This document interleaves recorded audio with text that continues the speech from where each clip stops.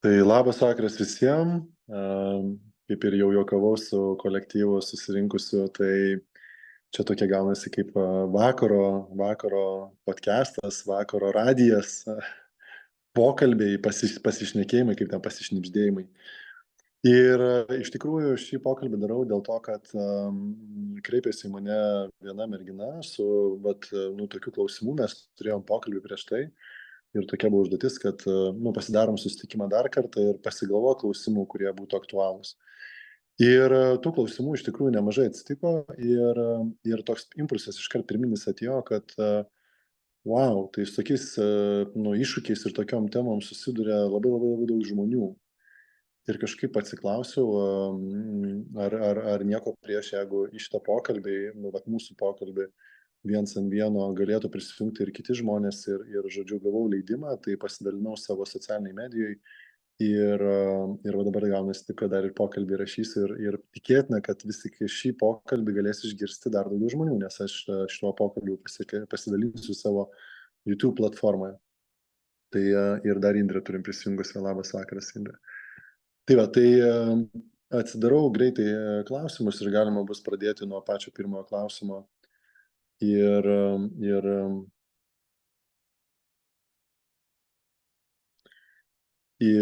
klausimas pirmas yra toksai, koks jūsų nuomonė yra efektyviausias būdas išsikelti ir palaikyti kasdienius tikslus, pavyzdžiui, skaitimo ar saviugdos įpročius? Tai nuostabus klausimas ir iš karto jį galiu atsakyti, nes pats perėjau per šitą transformaciją iš tikrųjų, nes nei aš turėjau savo tikslų, nei aš skaičiau knygų. Iki tol, kol man buvo 40 metų, 38 metų, gal nuo 30 metų perskaičiau porą knygų, jos labiau gal buvo dvasinės, tokios savęs pažinimo, tačiau visą laiką, kiek aš pamenu, nuo kokių 24-25 metų klausiau paskaitas arba audio knygas, kas dar tada tais laikais nebuvo populiaru, 15 metų atgal dar jų tokių net neegzistavo. Bet labiau buvo YouTube paskaitos, tai aš klausydavau jų ir važinėdavau į miestą iš miesto ir apie pusvalandį tam skirdavau. Tik dabar skaitydamas knygas fiziškai, lyginant su paskaitom, kurias aš klausydavau visą laiką, paskui atsirasdavo netgi ir greitis jau ten iš normalaus greičio į 1,5, 1,75, tai kad suprastume, tai aš dabar kalbėčiau apie labai greitai, bet aš kažkaip imdavau ir kažkaip suprasdavau, ką ten žmonės, žodžiu, kalba ir ką man bando kokią žinutę perduoti. Tačiau, kai pradėjau knygas skaityti fiziškai, aš sulėtėjau ir perskaičiau apie tokį metodą, kaip skaityti knygas ir kaip jas perskaityti per mėnesį, ne vieną, o 2, 3, 4, 5, 6. Tai kad skirstyti visą tai puslapiais ir skaityti 10 puslapių, tai grubiai 10 puslapių, tai yra apie pusvalandis. Ir tokie 5 puslapiai per dieną, 5 pusvalandžiai per dieną, 4 pusvalandžiai per dieną, 3 pusvalandžiai per dieną, 2 pusvalandžiai per dieną, 1 pusvalandis atitinkamai duoda 1 knygą per mėnesį, 2 knygas, 3 knygas, 4 knygas, 5, 6. O kiek jūs to laiko turite ir koks jūsų pagrindinis noras ir tikslas? Tai apie tikslus aš kažkaip, tai ta knyga vadinasi, iš karto irgi buvo prašymas rekomenduoti knygų, tai šita, kur išmokė mane skaityti ir po vieną mažą žingsniuką daryti kiekvieną dieną, kad tai duotų rezultatų, jinai vadinasi The Slight Edge, Jeffas Olsenas. Tai Jeff Olsen, The Slight Edge, jinai yra anglų kalba ir jūs ją galite išsiversti. Arba ten, žinai, dabar jau šiai dienai yra ten tų ir visokių ir PDF formatų ir ChatGPT, tai tą lietuvių kalbą tikrai gali jums padėti išversti, jeigu, tarkim, kažkokia yra bėda su anglų kalba. Tačiau, kai pasisukdavo kalba apie tikslus, aš tikslų labai vengiau ir visada nuo jų bėgdavau. Nes ne aš jų mokėjau užsirašyti, ne aš jų supratau, kažkaip gal esu buvęs ir skaitęs knygą ir žiūrėjęs video labai seniai The Secret, tai ten irgi kažką sugalvoti, užsirašyti, žodžiu, netikėjau šitais dalykais. Tačiau, kai aš susitikau savo gyvenime mentorių, kuris, aš turiu keletą mentorių, aš turiu mentorių trenerį, turiu mentorių sveikatingume, turiu mentorių dvasiniam kely ir man reikėjo mentorio toj vat lyderystėj, proveržį, va tam visam saviugdoj. Ir jisai man pasakė prisėdęs, va čia prieš 3 mėnesius, nes aš dalyvaudavausi visokiose workshopuose jų organizuojamuose, bet aš visada praleisdavau tą tikslų dalį. Aš kažkur tai pasiplaudavau, tai neužsirašydavau, tai ne iki galo ir ten kažkur man atsirasdavo svarbesnių reikalų ir niekada aš tų tikslų normaliai ir nesu išsirašęs. O jeigu išsirašydavau, tai jie tokie būdavo, nu, labai paviršutiniškai kaip mažo vaiko. Nu, aš paskui vat, juos atrasdavau po metų laiko, aišku, jie išsipildė būdavo, bet nu tokie visiškai mažo vaiko, kuris ten aš noriu saldainio, aš noriu ten sysiu, aš noriu kakų, kažkas tokio. Bet kai aš su juo susitikau prieš ten 4 mėnesius, gal rugpjūčio pradžioje, Liepos pradžioje, jisai sako, Ignai, aš pagal žmogų, pagal jo išrašytus tikslus, arba jisai juos turi, arba jis jų neturi, galiu pasakyti, ar jisai kažko pasieks ar nepasieks. Tai jeigu pas tai nėra išrašyti tikslai, sako, aš dar taip į gilį nenersiu, bet sako, užtenka tik tai, jeigu nėra nu, ten paplanuotų tikslų, tai didelė tikimybė, kad žmogus taip niekur nepasieks. Ir kažkaip jo žodžiai man labai stipriai liko manyje, nes aš supratau, kad aš taigi taip ir nu, tam gyvenime ir plaukioju, taip pat kažkaip neaišku, tai ten, nežinau, kur noriu nuvykti, nežinau, ko noriu, ir tas mano pokytis ir proveržis, kurio aš taip tikėjausi, ir neatsitinka. Tai kažkaip man tie žodžiai liko ir tada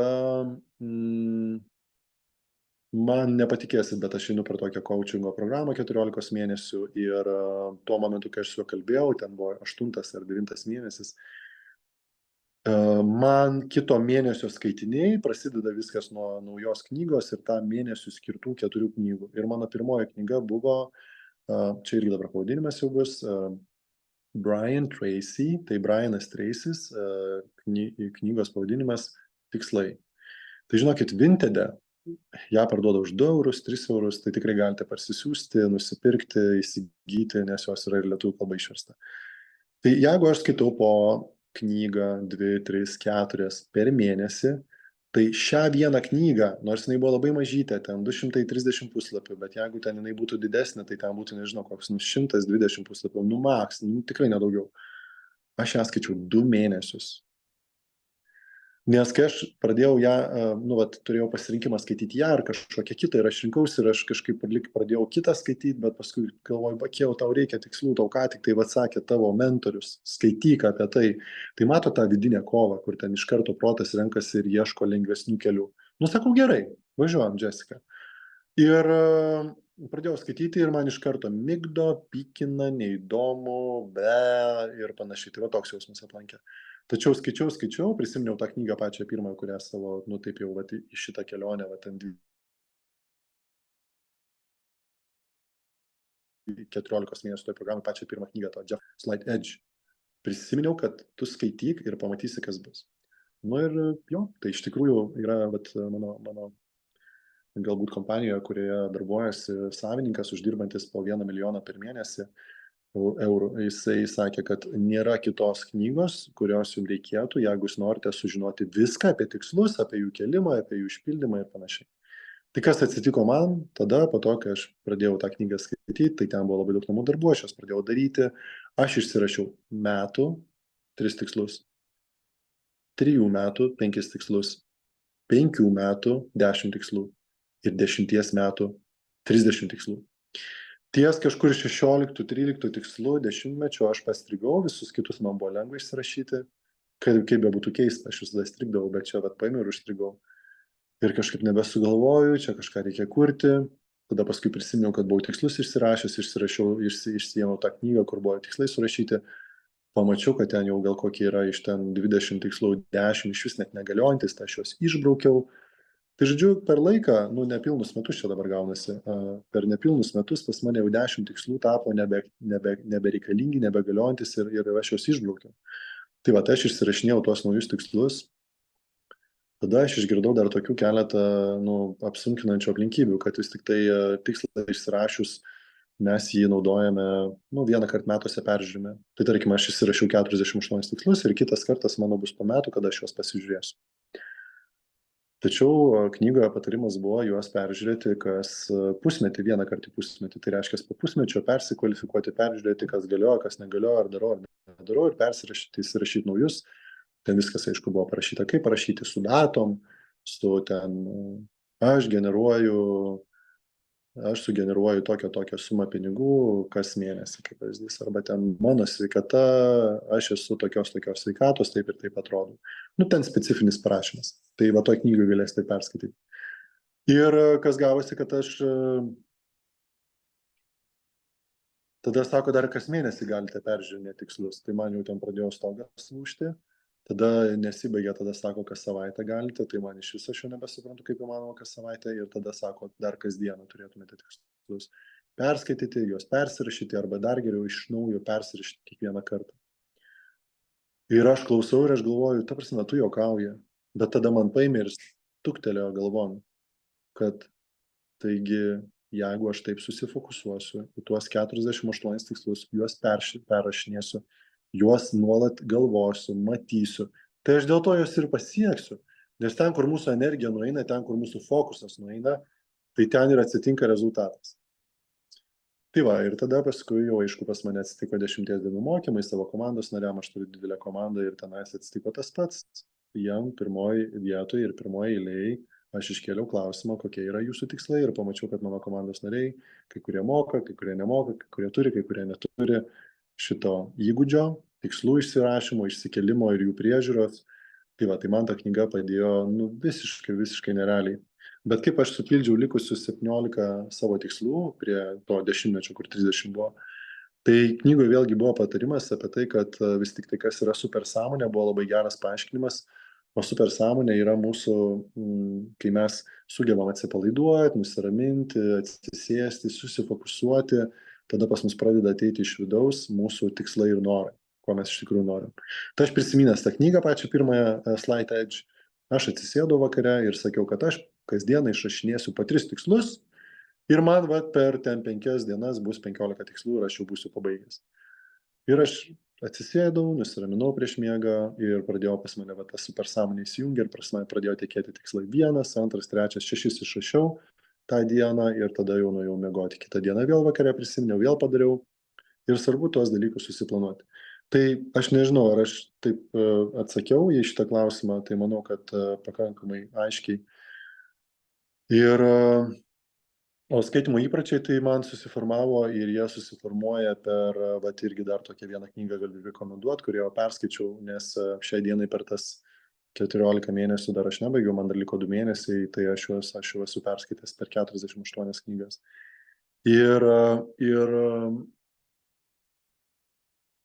Ir skaitimo įprotis, vat iš knygos jūsų įpročio galia, ne. Atominiai įpročiai. Jameso Clearo atominiai įpročiai. Tai toje knygoje yra parašyta, kad vis tik tai ne dienomis matuojami yra įpročiai, kad kasdieną turi kartoti, bet kartais. Tai jeigu aš skaitydavau po 4 pusvalandžius per dieną, tai pas mane jau 4 kartai atsitikdavo per vieną dieną. Tai jeigu skaičiuoti ten 21 dieną ar 40 dienų, arba 21 kartą ar 40 kartų, tai aš per 10 dienų skaitosi, kad jau suformavau savo įprotį skaityti. Tai čia tiesiog tokį jums duodu pavyzdį, kad jūs galėtumėte patys apie tai pagalvoti ir skirkite laiko skaitimui, nes niekas taip nepakeičia jūsų gyvenimo kaip knygų skaitimas. Aišku, knygų skaitimas, tampa labai protingas, bet nieko nedarau. Tai antras svarbus dalykas, kurį aš išmokau, kurį reikia daryti, tai yra imtis veiksmo. Tai apie šitą klausimą tiek. Toliau antras, kaip elgtis, kai po darbo dienos nebelieka jėgų mokytis ar tobulėti ir atsiranda kaltės jausmas dėl neįgyvendintų planų. Labai geras klausimas. Ir iš tikrųjų šitoj vietoje čia jau reikėtų žiūrėti, kur tos jėgos pradingo per dieną ir kodėl jų nėra. Ir čia yra galbūt keletas momentų, kad mano vakaro skaitiniai galėtų virsti per visą dieną išdalintais skaitiniais po pusvalandį.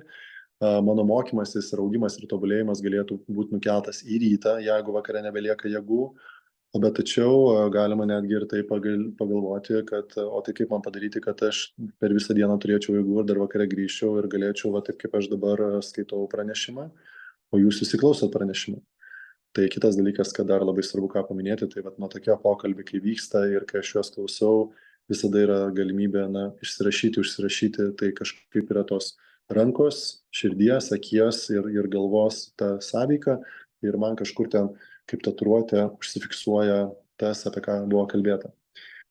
Tai dabar apie tą energijos praradimą. Tai energijos praradimas atsiranda visų pirma nuo laiku nevalgymo. Tai jeigu aš, pavyzdžiui, ryte atsikeliu, pusryčius praleidžiu, tada galbūt einu vėliau miegoti iš vakaro, ne 10 val. Vakaro, 11, 12, 1 arba 2. Ten labai nuteka daug energijos ir aš neišsimiegu, nepasilsiu, ryte atsikeliu pavargęs. Tada jeigu aš nevalgau ten pusryčių, pietų, vakarienės, dar tarpuose irgi negaunu užkandžio, kuris yra baltyminis ir su riebalais, tai va tų 5 kartų, jeigu aš nesuvalgau per dieną, tai pas mane irgi labai greitai energija baigėsi ir ypatingai jeigu aš pusryčius praleidžiu, tai tada pas mane per pietus pavalgius didelį kiekį maisto mane po pietų migdo, o vakare aš grįžęs namo visiškai nusiraunu ir visą šaldytuvą bandau suvalgyti dėl to, kad man pritrūko. Tai šitoje vietoje energija prapuola tada, jeigu aš nepasirūpinu ir neprūpinu savo dienos normos baltymų reikiamų kiekių, tai yra 2 gramai vienam kūno kilogramui būtų pageidautina. Ir jeigu aš net nežinau, apie ką čia yra tas baltymų suvartojimas, iš kur juos gauti, tai čia labai reikėtų į tai pasigilinti, nes tai yra vienas iš energijos šaltinių. Ir užtikrinti, kad pas mane kiekvienam valgyme būtų po baltymą, tai yra 5 valgymai, nes mano per vieną valgymą kūnas gali pasisavinti tik apie 30 gramų baltymų, tai jeigu aš pasiskaičiuoju pagal savo kūno svorį, tai kartais mano gali būti valgymų net ir ne 5, o 6, pavyzdžiui. Tai jeigu aš ten sveriu 60, tai man reikėtų 2 gramai, 120 gramų, tai aš galiu ir po 25 gramus suvalgyti 5 kartus per dieną ir plius minus mano tie baltymai susirinks. Tai bet ir žiūrim, nepamiegojau, nevalgau 5 kartus, nesuvalgiau baltymų, tai ta mano energija, jinai 100% jau bus labai žema ir aš tenais net niekur neturėsiu. Toliau, kur dar išbėga energija? Energija išbėga į mano sportą. Tai arba sporto nebuvimas ir dėl to aš neturiu energijos, arba į mano sporto per didelį krūvį, kur labai žmonės irgi persistengia sporte, persisportuoja ir paskui neturi jėgų, nes po sporto žmogus turi atsigauti, atsistatyti, pamiegoti. O jeigu žmogus nemiega, eina miegoti 12, 1, 2, dirba, dar kažką daro, tada per visą dieną normaliai nevalgia. Tada nesugėrė vandens, apie kurį to šnekėsim. Tada nėra baltymų, nesugėrė vitaminų mineralų, to, ko reikia, apie tai irgi šnekėsiu. Tai ten ir nėra tų jėgų. Ir tada paskui galva, protas, mūsų smegenys renkasi kažkaip nedaryti kažko sudėtingo, renkasi blogus pasirinkimus, pradeda rinktis, gal čia parūkyti, gal čia pagert, gal čia pamiegoti, gal čia patingėti, vien tik tai dėl to, kad šitie dalykai nėra įprasminti ir padaryti. Ir iš tikrųjų energija ten ir nuteka. Tai vėlgi yra toksiniai santykiai, yra kažkokie praeitį, vaikystėje ar dabartyje atsitikę dalykai, kurie irgi nuo energiją atima arba ne ta kompanija. Tai apie tą dalį aš irgi galiu pakalbėti. Tačiau 98%, 99% mano energijos nuteka neaprūpinus kūno fizinių poreikių. Tai yra nepadarius bent jau šitų kelių dalykų, kuriuos išvardinau. Tai apie baltymus kalbėjau, baltymų trūksta, fizinio aktyvumo arba jo yra per daug, neatsistatau ir nedarau šitų dalykų, arba jo iš vis nėra, tada aš neturiu energijos, nes reikia sujudinti visą kūną, kad ir limfa, ir deguonis, ir kraujas, ir medžiagų apykaita geresnė būtų. Ten apie sporto naudą mes galim kalbėti nuo ryto iki vakaro. Tačiau jeigu yra sportas, tačiau nėra šitų kitų dalykų, kuriuos išvardinau, kūnas mano paprašys atgauti energiją atgal, nes jis ką tik ją išnaudojo. O aš maisto neduodu, ne tada, kada noriu, baltymų neduodu, vandens neduodu, miego neduodu. Ten irgi atsitinka mano sveikatos kritimas. Ir tada protas, aišku, nori ko? Greitos energijos, tada atsiranda nesveikas maistas, jo atsiranda daug, tada galbūt atsiranda kažkokie cukriniai gėrimai, tada atsiranda galbūt žalingi įpročiai, ir užsisuka visa spiralė. Toliau apie vandenį. Tai jeigu aš vandens per dieną negeriu, kas irgi turėtų būti geriama, 30 ml vienam kūno kilogramui, moteriam ir vyram, čia minimumas, 40 ml, 50 ml moteriam, tai čia yra kažkokia maksimali riba. Vyram šiek tiek daugiau pagal kūno masę, pagal ūgį, 60 ml vienam kūno kilogramui. kas sudaro nemažą kiekį, bet visą tai, ką aš dabar ką tik tai pavardinau, visą tai reikia išmokti. Ir va čia buvo klausimas apie įprotį, tai įprotis taip ir formuojamas. Pasiemi kažkokį vieną dalyką, kurį nori išmokti ir jį per kartus, nes, pavyzdžiui, jeigu aš valgysiu 5 kartus per dieną, tai pas mane per ten 8 dienas susiformuos įprotis, nes aš pakartosiu tai 40 kartų ir aš jau žinosiu, kad man to reikia ir jau kūnas bus pripratęs. Tai, žodžiu, su tais įpročiais. Formuoju, vandenį mokausi gerti, po stiklinę, jeigu fizinis krūvis, tai pradedu nuo vaikščiojimo, gal tada paskui bėgiojimas, gal tada sporto salė, o ne iš karto į sporto salę ir maksimaliai treniruotę, kuri iš mane, žodžiu, atima jėgas ir aš paskui nebepasivelku ir negaliu paeiti 5 dienas. Tai čia yra tie, tos vietos, kur mano energija nueina ir aišku, tada nebėra laiko mokytis, erdvės mokytis ir panašiai, nes aš galvoju tik apie tai, kaip man griūti lovą ir eiti miegoti. Bet ta energija va taip atsistato ir aišku, mes neturim įpročio. Tai jeigu aš jau turiu suformuotą įprotį ir aš noriu skaityti, gali būti, kad aš netgi ir neturėsiu energijos, bet aš vis tiek tai darysiu. Tačiau vis tiek pirmoje eilėje reikia sutvarkyti, kad ta energija būtų ir liktų. Tai dar paskutinis, tai yra vitaminai, mineralai.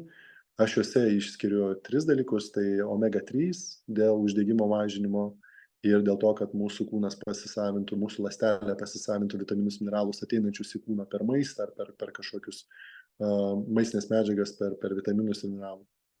Tada labai svarbu yra mūsų žarnyno veikla, tai yra gerosios bakterijos, tai yra, kad jos veiktų, kad jos gautų gerą maistą, kad jos daugintųsi ir iš ten kyla mano imunitetas, iš ten kyla mano emocijos, tai tarkim, aš ten nenoriu vakare nieko daryti, tai gali būti, kad pas mane pritrūko to skaidulinio maisto, aš jo negavau per dieną, nes nežinau, iš kur jį gauti, kažkokių papildomų papildų, dėl to nesuvartojau ir tenais, jau vien tenais, žarnyne, keliauja viskas žemyn ir aš jau tikrai net neturiu nei noro mokytis, jo labiau nei sportuoti, nei kažką savo gyvenime keisti. Ir tada, aišku, aš ieškau tų motyvacinių įkvėpimo knygų, seminarų, kad ten mane prikelti, bet vėlgi, aš galiu tą padaryti, bet kai aš jau esu labai žemai, kartais būna labai sunku. Bet tie maži įpročiai, kartojami kiekvieną mielą dieną, tai kas ir yra prašyta knyga The Slight Edge, jums duos didžiulį pokytį, tik tai suteikite tam šansą. Ir paskutinis trečias, tai yra vitaminų, mineralų kompleksas, dėl to, kad žmonės valgo 2 kartus dienoje, 1 kartą dienoje, 3 kartus dienoje ir jiem pritrūksta vitaminų, mineralų ir jų ląstelė badauja, jų kūnas badauja, o ląstelį naujantis reikia ryte ir vakare. Tai mes turime ryte ir vakare išgerti vitaminus, turime ryte arba vakare apsispręsti, kada išgeriame omega 3 ir turime skaidulinį maistą naudoti per visą dieną, ko žmonės tikrai nedaro. Ir tada sugerti galbūt papildą, papildantį ryte vakare, apie ką dabar žmonės labai daug kalba. Ta prasme, tas žarnyno tema, ten vagus nervas ir visa kita dabar yra labai stipriai ant bangos. Tai va čia yra mano atsakymas į tai, kur dingsta ta energija ir kad aš nebegaliu mokytis ir daryti, tai susitvarkyti ten, bet pradėti po vieną žingsniuką. Tai jeigu sportuoti, tai tada kažkokia mankšta 10 minučių ir bandyti tą 10 minučių kiekvieną dieną daryti. Kas antrą dieną. Ir paskui ten dar vis dažninti. Tada tas pats su vandeniu, tas pats su baltymais, tas pats su pusryčiais, pietum, vakarienė ir dar užkandžiai. Tai įsivesti pradžiai pusryčius, tada pietus, kad jie pastoviai atsitiktų ir formuoti tą patį laiką įprotį, tada vakarienė, tada priešpiečiai, tada pavakariai. Ir visą šitą šešeriukę, kurią aš išvardinau, ją reikia įdiegti į savo kasdieną per metus, 2, 3, ten visokių pirmūnų yra, kurie gali ten iš karto viską paraleliai daryti. Bet dar tada knygos, dar tada saviugda, dar tada pinigai, dar tada vaikai, dar tada paskolos ir žmonės tikrai neatlaiko tokios įtampos ir krūvio ir viską meta. Tai gali būti, kad dar čia už šito klausimo slypi ir tai, kad aš visko labai daug darau, per daug, tai vakare aš jau grįžtu, net nebeturiu laiko pasidaryti savo dalykam, kurie vis tik tai man dovanos gerą savijautą į ateitį. Todėl tas mokymasis, tikslų kėlimasis, jų priežiūra yra labai svarbus. Bet panašu, kad mano įpročiai mane atvedė iki šito taško, kur aš nebepasirūpinu, nebepadarau ir neišeina. Tai galbūt tada reikėtų pamastyti, kokie tie įpročiai yra ir kaip juos pakeisti, kad aš galėčiau kilti į viršų, nes aš jaučiu, kad stoviu vietoj, trypčiau arba kaip tik leidžiuosi žemyn. Tai Slight Edge knygoje šitie kilimai ir leidimaisi labai gražiai išaiškinti, labai rekomenduoju visą tai persiskaityti. Toliau, trečias klausimas, kaip išmokti nesigraužti dėl nepadarytų dalykų ir kartu neprarasti motyvacijos kitai dienai. Labai, visi geri klausimai, tai Atrodo, kad labai paprastai galima pasakyti, tai, žinai, nesigraužimo būdu, bet man klausimas iškart kyla, o kodėl graužies?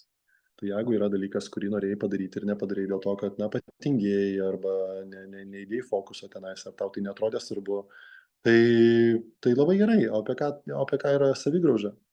Kad tu nepadarai, kad tai ne kažkas nepadarė, ne tavo mama, ne tavo tėvas, ne tavo brolis, bet tu nepadarai. Ir kodėl tu graužies ant save, kodėl save sabotažini ir kodėl save, ten kažkaip nuteikinėji ir dar galbūt negražiai šneki, tai dėl to, kad neprisiema žmonės atsakomybės už savo gyvenimą. Ir tokiu būdu, kai aš suprantu, kad man sveikata yra prioritetas numeris 1, pas mane nebelieka jokių norų ir nenorų to daryti arba nedaryti. Ir jeigu aš nepadarau, bet žinau, kad tai yra svarbu, tai tada aš labai atsiprašau, tai tada apie kokius čia mes kalbam savigraužas ir taip toliau. Tai tugi nepadarai, tu žinai, kad tai yra svarbu, kad tu turėjai tai padaryti, bet nepadarai. Tai dar kartą grįžtu į antrąjį klausimą, greičiausiai, kad nepadarai, nes tie 6 punktai nėra išpildyti, dėl to atsiranda ta savigrauža ir žymiai patogiau yra save graužti ir ant savęs kalbėti, o tai tu čia nepadarei, kaip blogai, ir tada kas kaltas? Tai aš čia save kaltinu. Tai kas aš kaltina ką? Tai tu pats kaltini save už tai, kad nepadarai. Tai čia mano galbūt coachingo studijos man padėjo, kad aš pats galėjau save išgirsti taip kalbantį ir aš supratau, kad tai yra visiškai mano atsakomybės už savo gyvenimą neprisėmimas. Ir toks pokalbis, tai yra kažkoks, tipo ant trečiosios šalies, numesiu tą savo atsakomybę, kažkas čia, kažkas nepadarė, aš nepadariau, kodėl, čia, kaip man čia taip nepavyko, kažkokios čia gal pasiekmes ten, arba kažkas čia man nepadėjo, arba kažkokios čia buvo kliūtis.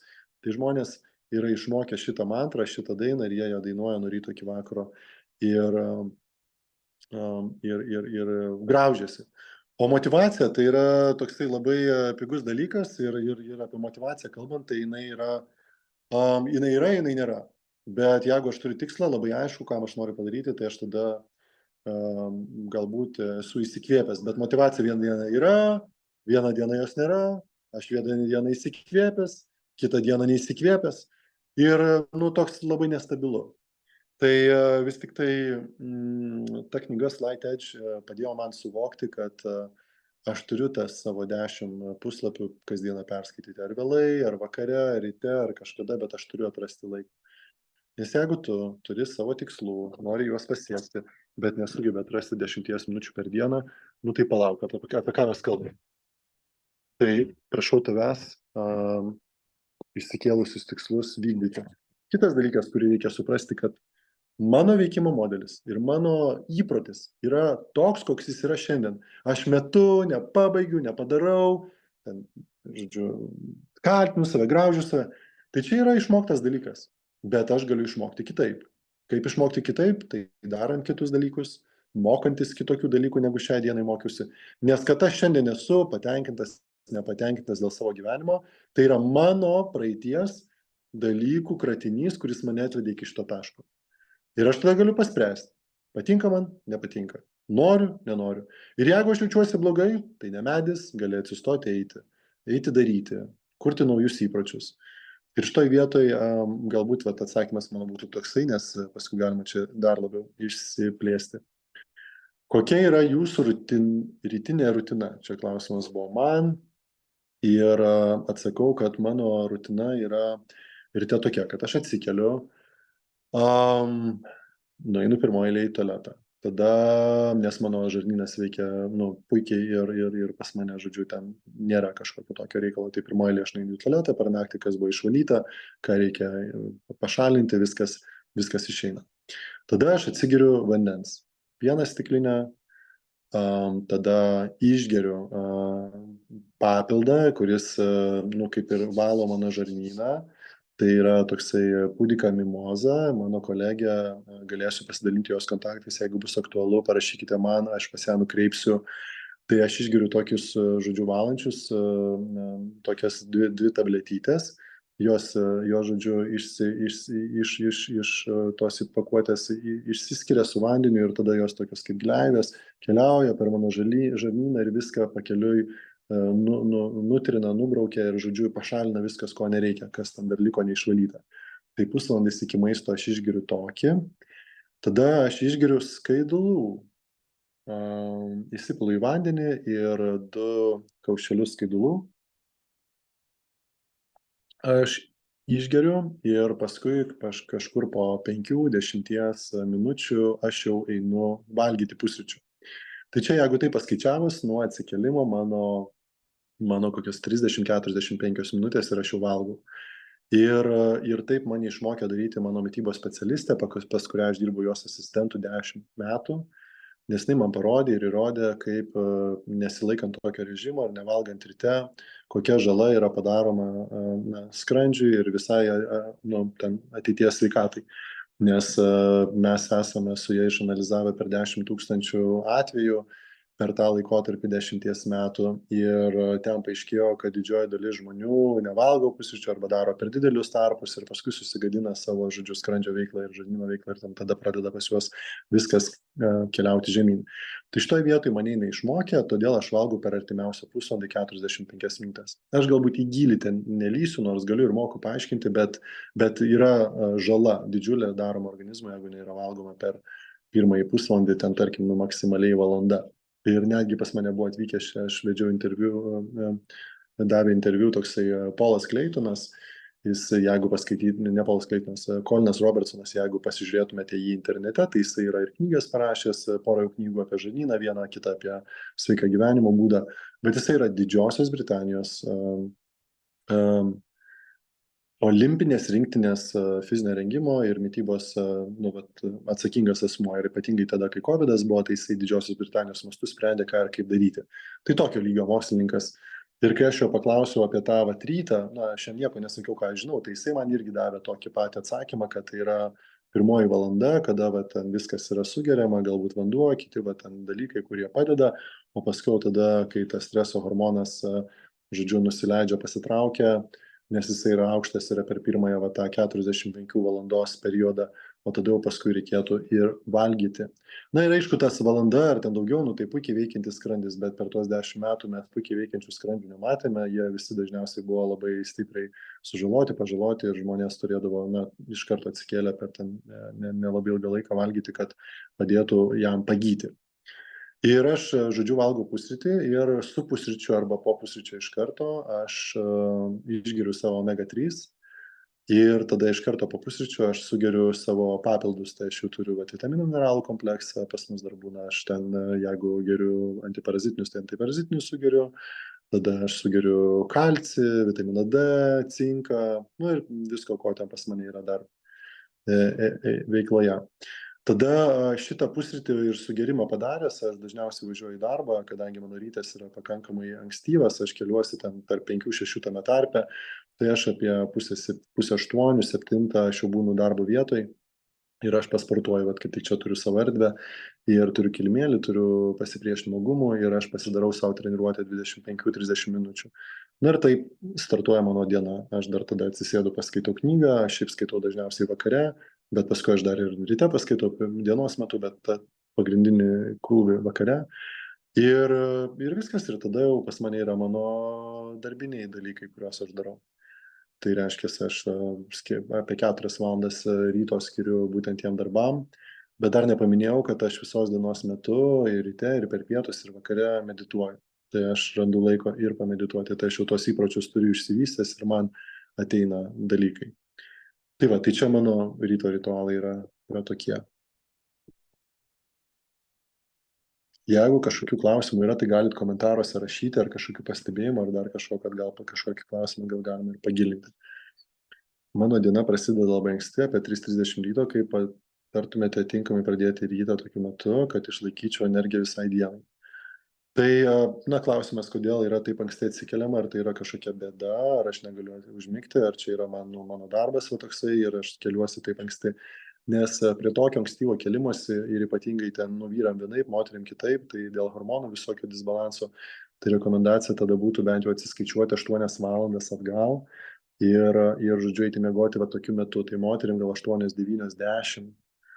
Tai 3:30 esu kėlęsis, 4 esu kėlęsis, bet jeigu einu per vėlai miegoti, tarkim, jeigu einu 8 valandą miegoti vakaro, tai yra 4 valandos, tai 3:30 ryto, tai 7:30 man būtų ok, aš galėčiau tokiu ritmu gyventi.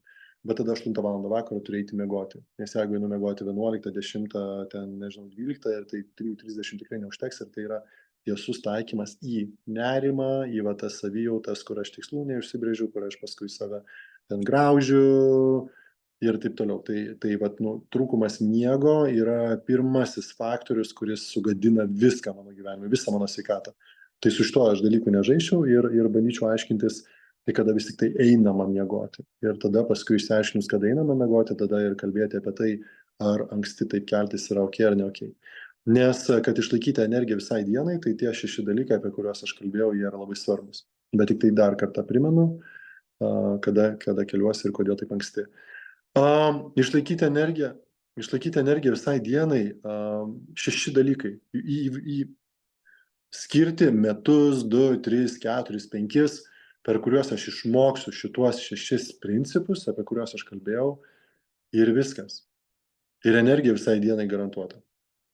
Ligų nėra, energija garantuota. Visų pirma, jūs pradėsit labai stipriai jausti, kada jau ten jūs kažkur perspaudėt, pertempėt ribą, kažkas tokia, tada labai greitai ten atsiranda kažkokių tokių savijautų, pajautimų, kad man reikia dabar atsistoti pasivaikščioti, dabar biški jaučiu toks nerimas kyla, reikia pasportuoti, dabar biški man vandens trūksta, nes nepagėriau, dabar man reikia baltymų, aš papildų neišgeriau. Tai atsiranda su įpročiu. Bet jeigu aš to nesilaikau, tai pirmoji eilėje aš net niekada neišgirsiu, kad man kažkas yra negerai. Aš jau kai arba būsiu ligoninėje, arba bus nerimas, arba dar kiti dalykai, aš tik tada susimastysiu, o Dieve mano, kas čia atsitiko, kas čia buvo. Tai nežinau, tuoj pasižiūrėsiu, ar yra komentarai dėl to specifinio klausimo. Tai jeigu nėra, tai tada galima keliauti toliau, nebent norėtųsi pakomentuoti tą 3:30 kelimąsi ryte ritualą ir tada galima būtų kažkaip tą klausimą išplėsti.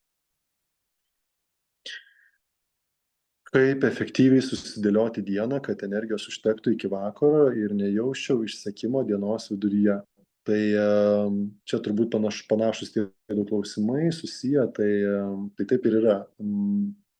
Dienos metu aš tikrai noriu eiti miegoti, jeigu keliuosi 3:30, nes aš jeigu dar kartą nemiegojęs, nepavalgęs tiek, kiek reikia, vitaminų mineralų trūksta, baltymų trūksta, fizinio aktyvumo nėra arba jo per daug, tada vandens nesugeriu ir viskas. Ir ten normalu, kad nes kūnas jis taip veikia, jisai veikia kaip apsauga, save saugodamas, jisai save atjungia. Eik pailsėti, man reikia, kad tu biškį pamiegotų, man reikia jėgas atsistatyti. Ir dėl to gali atsirasti tas išsekimas dienos vidury. O jau nėra ką kalbėti apie vakarą. Tai jeigu man reikia miegoti dienos metu pietų miego, mano ritmas tada yra nesudėliotas. Nes kai aš buvau perdegęs, pervargęs, aš kai jau pradėjau tą ritmą dėliotis taip, kaip mane mokė, tai aš 2 metus miegojau pietų, nes aš kitaip negalėjau. Mano labai didelis tempas, labai aukštas tempas, bet po 2 metų, kai aš jau tą visą išsivaliau, aš jau pradėjau nebenorėti miegoti pietų ir aš galvojau, kodėl man taip norėdavosi, tai aš nagrinėjau, dėliojau, vyščiau, domėjausi ir suprantu, kad šitoj vietoj tas streso išėjimas atrodo taip, bet aš normaliai ir nemiegodavau, ir nesuvalgydavau, ir neišgerdavau, nes aš tiesiog buvau labai labai labai aukštam tempe, labai daug veiklos ir labai dažnu atveju net nepasižiūrėdavau, o tai kaip ten tas mano kūnas jaučiasi, ar su juo yra viskas gerai, ar ne viskas gerai. Tai mano atsakymas čia būtų toksai ir vėlgi grįžtų prie tų pačių 6 punktų, kuriuos ir reikėtų vis tik tai daryti, kad efektyviai būtų išdėliota diena. Toliau, kaip efektyviai susidėlioti dieną? Tarkim, miegu laiku, valgau, viską darau, tada efektyvumą dėliotis pagal savo prioritetus. Tai kokie yra darbai, kada noriu pasportuoti. Mano rekomendacija būtų sportuoti ryte, atsikėliau, suvalgiau pusryčius, praėjau ten koks pusvalandukas, tada pradedu sportuoti, nes jau maistas apsivirškinęs, nevalgau sunkiai virškinamo maisto. Tada paskui galiu dar kažkur, ten tarkim, idealus atvejis yra 30 minučių sporto, 30 minučių meditacijos, 30 minučių knygos skaitimo. Tai kažkada mano kolegė Rūta Pivariūnienė tokį mane dalyką bandė išmokyti, bet man tai buvo kosmosas, aš kažkelis kartus pabandžiau, bet man tikrai dar buvo toli iki knygų, toli iki meditacijos ir toli iki rytinio sporto. Tarkim, rytinis sportas taip, nes kai treneriu daug metų dirbau, tai važiuodavau pas žmonės ir su jais arba pasportuodavau, arba iš vis net nepasportuodavau, bet tą įprotį turiu, tai man dabar dėl to ryte labai tinka. Tada knygą skaityti ryte. Tai jeigu yra įrašyta ir pas mane yra tas ritmas sudėliotas, tai taip ir darau. ir tada pamedituoti, nes tai irgi teikia mane dienai ir mano visas fokusas atsiranda ir aš tada, kai medituoju, pas mane ir smegenys visai kitaip veikia ir mano ta savijauta visai kitokia. Toliau, kai tęsiasi diena, tai tada kažkokie darbai, aišku, aš tarpuose daryčiau pertraukas ir visada atsistočiau arba išeičiau pasivaikščioti, arba kažkiek pasimankštyčiau, arba keičiau sėdėjimo, stovėjimo tą metodą, kas 30-40 minučių, tą, ką aš ir dabar darau. Tai dabar su jumis kalbėdamas stoviu, prieš tai turėjau paskaitą, sėdėjau. Todėl, kad jeigu aš ir toliau sėdėsiu, tai visur mano trumpėja raumenys, tada pilvas atsikiša į priekį, tada pečiai užsispaudžia, tada kojų raumenys sutrumpėja, nugaros apačia gali pradėti skaudėti, pečių juosta blokuoja, pradeda vieną ranką atjunginėti, kitą ranką, tada regėjimas silpsta, tada gali kaklą užspausti irgi ir taip toliau. Tai va čia tos bėdos nuo sėdėjimo ištisinio. Ir labai labai paprasta, nes kūnas prisitaiko. Tai todėl, manau, būtų kaip efektyviai tą dieną susidėlioti, kad dienos metu aš vis atsistočiau, pasivaikščiočiau. Tokį mokslinį tyrimą buvo padarę, kad žmogus sėdėjo visą dieną ir nepajudėjo. Ir tada žmogus visą dieną sėdėjo ir atsistojo 5 minutės iš jo pasivaikščioti. Jo produktyvumas šoktelė net 60%. Tai dar ir kiti parametrai buvo tirti, tai ten, žodžiu, viskas tik į pliusą. Ir tik 5 minutės.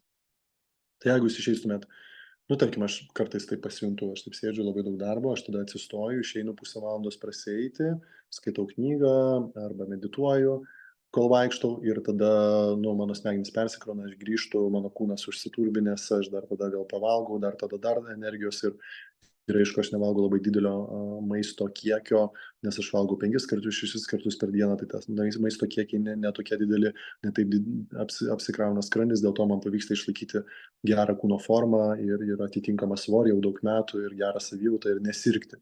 Tai aš sakyčiau, kad galbūt toks dalykas dar galėtų būti. Dar aišku, tada vakaro ritualai. Vakaro ritualai tai yra grįžti namo, ten nenaudoti ekrano. Tai šito dalyko jum nepasakosiu, nes dar pats tą ekraną naudoju, bet galima pasinaudoti ir kažkieno kito patirtimi ekrano nenaudojimo. Tai ten buvo vienas iš klausimų, apie kurį irgi būtinai pasikalbėsim. Bet vienas iš tikslų mano šiem metam buvo sumažinti savo screen time, tai yra, vėlgi ten pas mane zoomai vyksta, dar kažkas, tai mano ten iš daug valandų labai stipriai sumažėjo tas mano darbas socialinėje erdvėje, arba tas toks bukas skrolinimas, kur ten vienas iš klausimų buvo, kaip išvengti to vakarinio nuėjimo per TikToką, per Instagramą, kur tiesiog tas dopamino poreikis ir tas toksai yra suformuotas įprotis. Tai prie šito būtinai grįšiu, kaip aš jį pakeičiau ir kaip jisai susitvarkė ir dabar irgi persidėlioju labai daug dalykų, bet iš tikrųjų vakare aš to telefono ypatingai daug ir nenaudoju, nes mano vakaras nueina knygai. Tai aš viską tada ritualai, pamedituoti, nusiraminti, nusiprausti, atsigulti lovą, pakalbėti su vaikais, pakalbėti su žmona, pamigdyti juos ir tada galbūt pasiskaityti knygą ir eiti miegoti. Ir kažkokių tokių kaip ekranų, žiūrėjimo filmų labai vengiu ir galbūt jie labiau atsitinka per kažkokias šventinės dienas ar labiau gal į savaitgalį, bet irgi stengiuosi nenaktinėti, nežinau, kokią žalą man padarys neišsimiegojimas. Tai čia pabaigiam su pirmais 1, 2, 3, 4, 5, 6 klausimais. Tai dar liko 3 ir jau tuoj galėsime ir pabaigti, arba dar tada bus klausimų ir galėsiu pratęsti. Kur patartumėte ieškoti mentoriaus ar žmogaus, iš kurio galima mokytis? Wow. Tai galbūt mano trumpa istorija, kad aš vis tik tai sekiau labai žmogaus, pas kurį galėčiau mokytis, augti ir tobulėti. Ir kai tu to sieki, ir kai tu to trokšti, ir kai tu esi galbūt pasiruošęs priimti tokį žmogų, kuris tau duos medžiagą ir informaciją, ir tu iš jos mokysies, arba nebūtinai, tai toksai žmogus atsiranda. Tai pas mane ir buvo atsiradęs, aš labai norėjau būti treneriu, tai pas mane atsirado žmogus, kuris mane treniravo ir mokė treniravimą. Aš labai norėjau susižinoti apie sveikatą, apie mitybą, pas mane atsirado žmogus, kuris mane treniravo ir mokė. Tai tiesiog jie atsiranda va taip. Tai tu turi būti pasiruošęs, tu to turi norėti ir trokšti. Nes būna, kad pas mus tie žmonės ateina, jie ateina mūsų pamokyti, bet mes tokie ignoruojantis, nematom, vis tiek darom savo nesąmonės, bet vis tiek. Kai labai nori, kai esi pasiruošęs, mokytojas, mentorius ateina į tavo gyvenimą. Toliau, kokia dar gali būti forma, jeigu tai nėra fizinis mentorius ir mokytojas? Tada tai jie ateina knygų pavidalu, tada jie ateina paskaitų pavidalu, tada jie ateina podcastų pavidalu. Ir tada, kai tokį žmogų pamatai, ir jų gali būti 1, 2, 3, 5, 8, kažkurioje vietoje atsiranda poreikis tų žmonių nebesiklausyti, bet noras atsiranda su jais pasimatyti gyvai. Tai aš čia savo pasakoju kelionę. Ir tada tu žiūri, kad okei, tai čia jie visi yra nuotoliu, o kaip gyvai, tai ar nuvažiuoti pas jį, nuskristi, tada pabandžiau aš keletą kartų tokiam labai didelėjam lektoriam parašyti, tai aišku nieko nesureagavo, tada atrašė jų vadybininkai, pasakė, kad na čia tiek pinigų ir jūs čia galėsite gauti 15-30 minučių. Nu tai va, tai mano sąmonė tada dar buvo nepasiruošus, bet aš pradėjau ieškoti, o ką mes čia turim Lietuvoje. Ir aš atradau nuostabių žmonių. Psichologų, gydytojų, astrologų, psichologų, psichoterapeutų, mentorių, coacherių, ta prasme, mes šitiek turim ir jie praktiškai tokie sėdi ir laukia, kada tu pas juos ateisi su klausimu, kad jie galėtų būti naudingi. Ir nebūtinai kartais viskas apsisuka ir apsiverčia pinigais, kaip mes galim pagalvoti. Tik tai svarbiausia turbūt yra, išdrįsti, žengti žingsnį, nes žmonės sėdi, laukia. Aš jau kiek kartų esu matęs, kai žmonės marinuojasi metus, 2, 3, 4. Ir paskui parašom, nu Ignai, aš čia 4 metus tą seku ir čia tik dabar nusprendžiau to parašyti ir dabar aš tik išdrįsiu ir man labai įdomu, kas nutiko, kad tu 4 metus sėdėjai, lauki ir nerašai ir kodėl būtent dabar, kodėl man, pagal ką tu atsirinkai, kokie kriterijai. Kitas dalykas, mes gal nelabai esam kvalifikuoti pasirinkti mentorių, mokytoją, kokia mūsų kvalifikacija, mes ten, nežinau, tą lipnią juostą bandom atklijuoti, ten žiūrim 10 ratų, sukam ir nerandam, kur pradėti, žinai, ten paskui kažkokį tualetinį, ten tą reikia, tai negalima atklijuoti. Nu ir yra krūva dalykų, kurių mes nemokam, nesuprantam, kaip ten laikyti suktuką, kaip ten dar tą, dar aną, ir jau mokyto, tai mes jau mokam pasirinkti, aš dabar rinksiuos, turiu 5 žmonės ir dabar rinksiuos, kuris čia mano mokytas. Tai visų pirma reikia gal tokio nuolankumo, ateiti su nuolankumu, su tokia mokinio pozicija, kad aš prašau labai padėk man. Aš nežinau, kaip daryti, nemoku ir koks tas kursas ir kaip man mokytis ir ką daryti ir prašau mane pamokyti, nes aš nemoku. Bet tada būna žmonės, ten, tarkim, coacheriai patarimų neduoda, jie užduoda klausimus, tai tada pats per save, tada būna mentorių, kurie pasako, ką tau daryti, pasako, kaip tau geriausiai būtų daryti, iš to, ką jie mato ir jaučia. Bet tada kas, mes neturim kvalifikacijos ir mes nedarom, nors jie ir pasakė. Tai duodu tokį pavyzdį, prieš kelis mėnesius turėjau susitikimą, man vienas susitikimas su tuo žmogum kainuodavo 500 eurų. Ir jisai man davė namų darbą ir aš po 2 savaičių atėjau pas jį, vėl susimokėjau tą pačią sumą pinigų ir namų darbą nepadariau. Ir jisai žiūri mane ir sako, tai kodėl nepadarei? Tai gal per mažą sumą mokėjau, tai reikėjo ten 3000 sumokėti už vieną susitikimą, tada čia namų darbą padarė. Ir aš pagalvojau, iš tikrųjų, jo tą klausimą, kodėl aš nepadariau.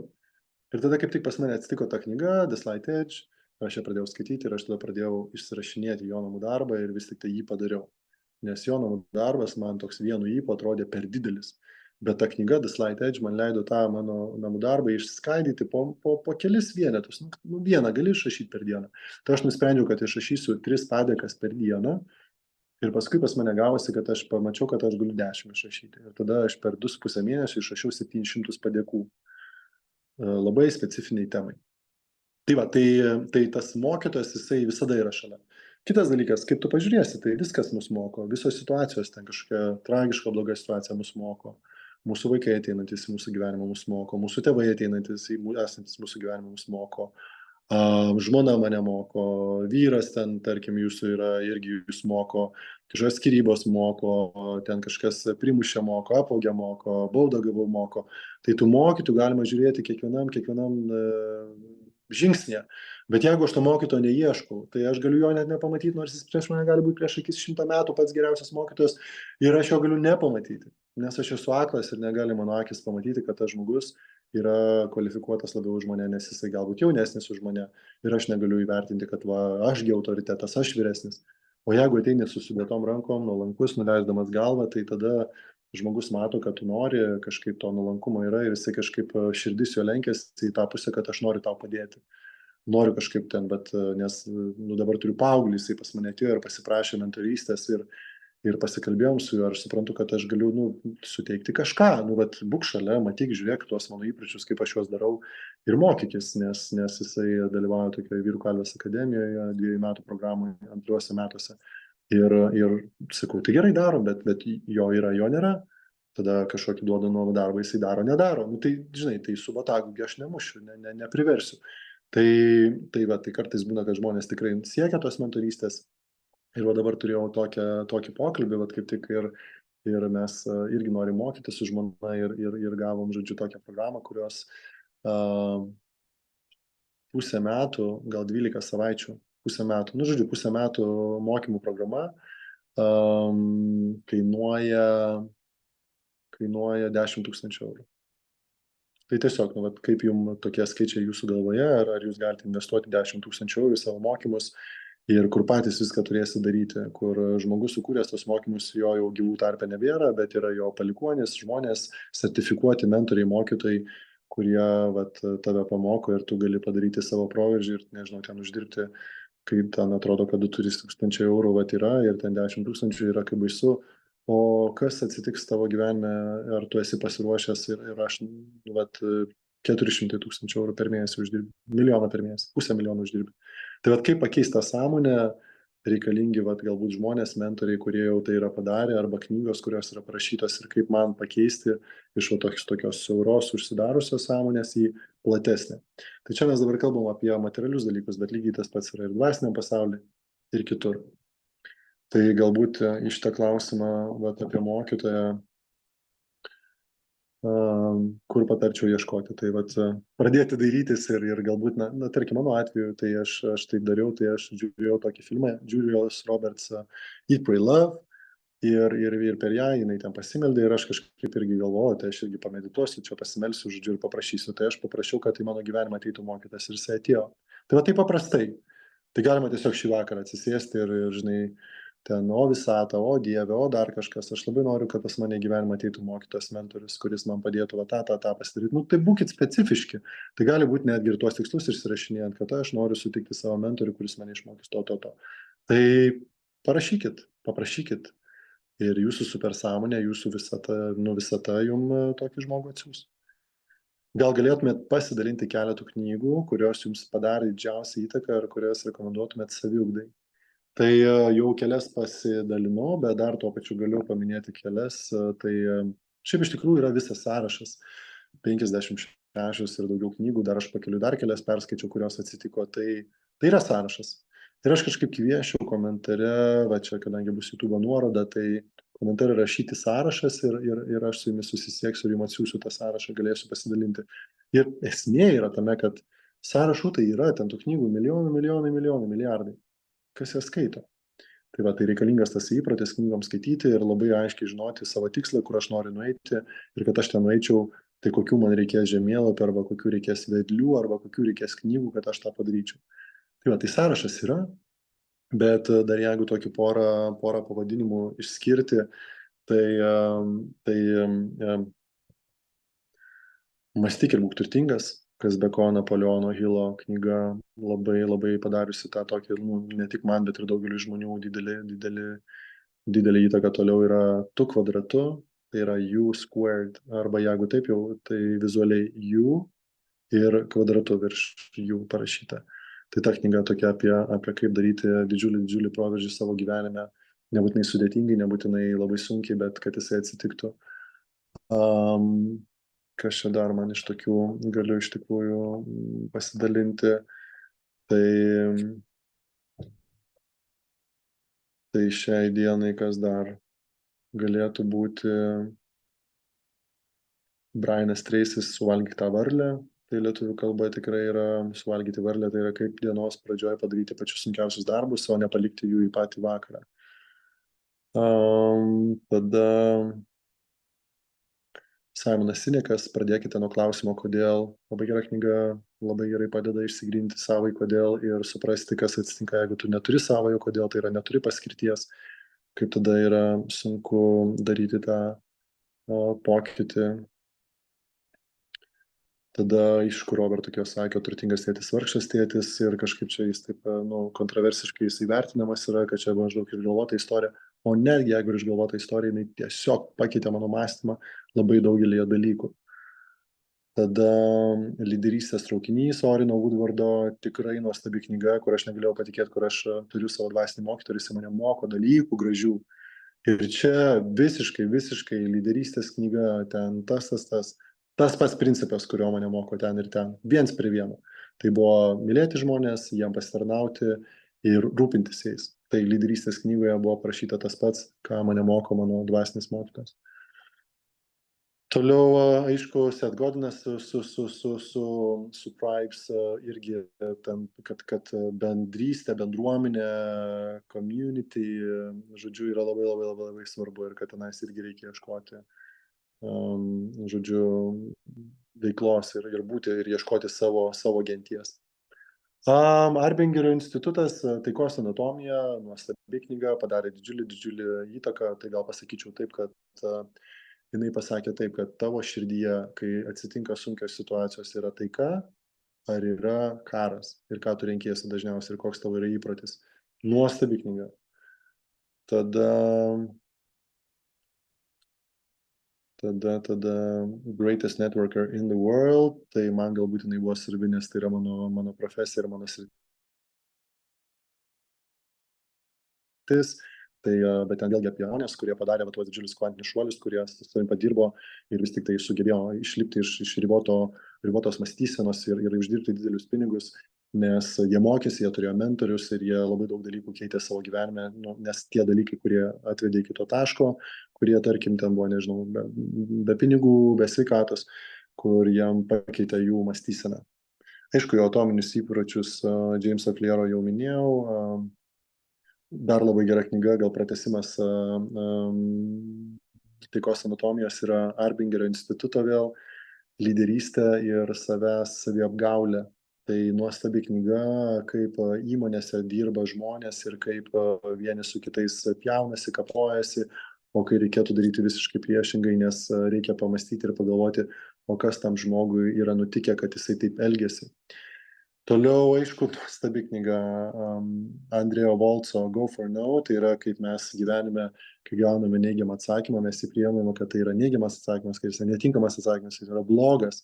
Bet iš tikrųjų, kuo mes daugiau gauname ne, tuo mes daugiau greičiau pasimokome ir tada, nes ko mus išmoko taip, nieko neišmoko, mes gauname taip ir tiek žinių.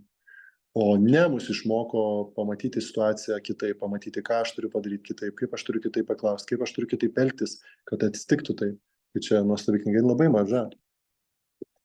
The Next Millionaires Paulo Pilcerio, tai papasakoja apie tai, kad vis tik tai visam pasaulyje labai svarbu yra tas ryšys tarp sukurtų technologijų ir tarp žmonių, kurie jas naudoja, nes kai jos pradeda tobulėti, atsiranda labai didelis tarpas tarp technologijos ir žmogaus. Ir tas žmogus, kuris geba nunešti technologiją, paaiškinti žmogui, jisai gali būti labai naudingas ir uždirbti labai daug pinigų. Briano Tracy'o tikslai jau minėjau. Ir viskas, ir čia jau mano prasidėjo 12 mėnesis ir dar tos knygos liko neskaitytos, bet tų knygų perklausytų ir perskaitytų yra daugiau.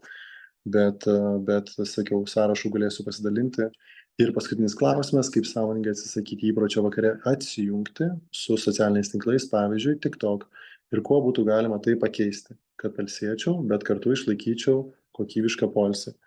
Tai pirmoji eilė vėl grįžtų prie klausimo, kodėl yra noras atsijungti su tinklais, tai atsakymas labai paprastas. Poreikis greito dopamino, nes per dieną nesuvalgiau, žarnynas netvarkoj, gerosios bakterijos to, žodžiu, laimės hormonų negamina, kūne visko stinga, trūksta ir tada duok man, o tai yra greitas, bet labai žalingas tas dopamino kiekis, žiūrint tuos visus vaizdelius. Tai yra tiesiog smegenų deginimas. Ir kuom pakeisti, tai knyga, nes reikia suprasti vieną dalyką, kad tą, ką aš žiūriu, tas kraunasi mano smegenį ir aš tą išmokstu. Tai ką aš išmokstu nuo to besaikio žiūrėjimo į telefoną, kur tenais nieko gero nėra.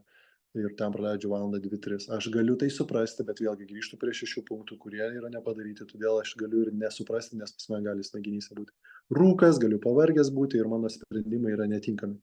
Bet kai aš pradėsiu tuos 6 punktus daryti ir juos įvedinėti savo gyvenimą, gali būti, kad tuo momentu, kai reikės priimti sprendimą, ką pasirinkti, aš vis tik tai pasirinksiu tą dalyką, kuris man yra naudingas. Tas yra knyga, kurioje parašyta, kaip formuoti įpročius, kaip planuoti laiką, kaip išsikelti tikslus, kurie man bus naudingi į netolimą ateitį, po metų, pusės, pusantrų, 2, kai aš būsiu visai kitas žmogus, mano visai kitas uždarbis, aš visai kitaip atrodysiu. Na tai, bet šitam sprendimą priiminėjantis žmogus, jisai turi suprasti, kad jeigu aš ir toliau skrolinsiu, ką tai man duos? Nu nieko, daugiau skrolinimo degins smegenis. O jeigu aš pakeisiu į knygą, ką man knyga duos? Nu ir va šitoj vietoj mus bent jau, aš studijuoju geštalto terapiją, mus ten moko, kad vis tik tai paimti ir patirti ir surizikuoti ir pajausti vieną dalyką, kitą. Ir jeigu skaitau knygą, ką man tai duoda, ir paskui pasverti. Nu tai kuris iš jų man yra geresnis ir naudingesnis. Ir tada tokį ir pasirinkti.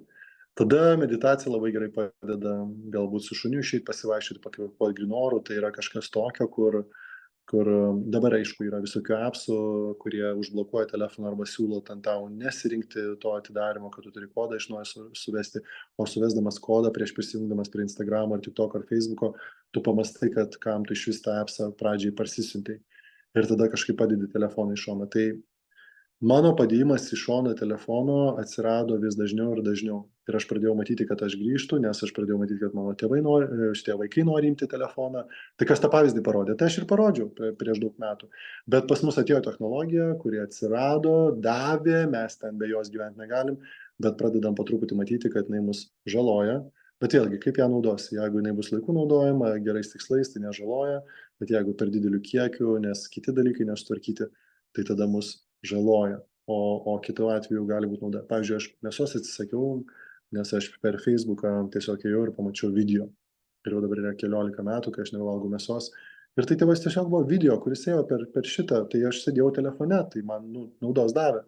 Bet tuo pačiu naudos nedavė, nes irgi buvau pagavęs save, kad sėdėdavau, vat bukai iki 1, 2, 3 ryto žiūrėdavau durnus video.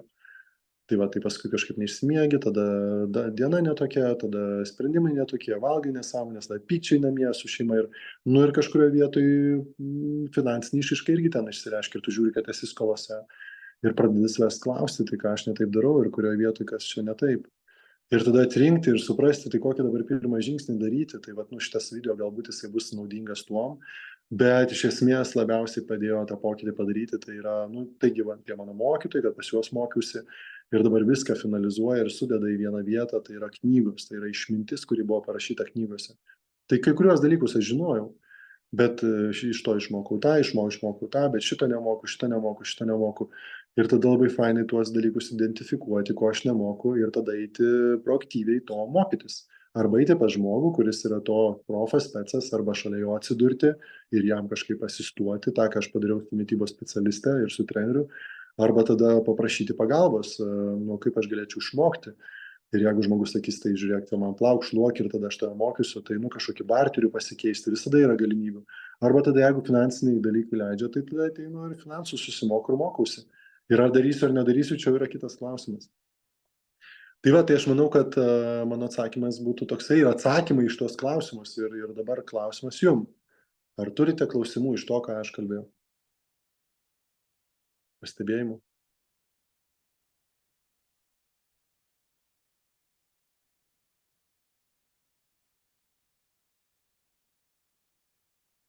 Jeigu klausimų ir pastebėjimų nėra, tai mano pakvietimas jums.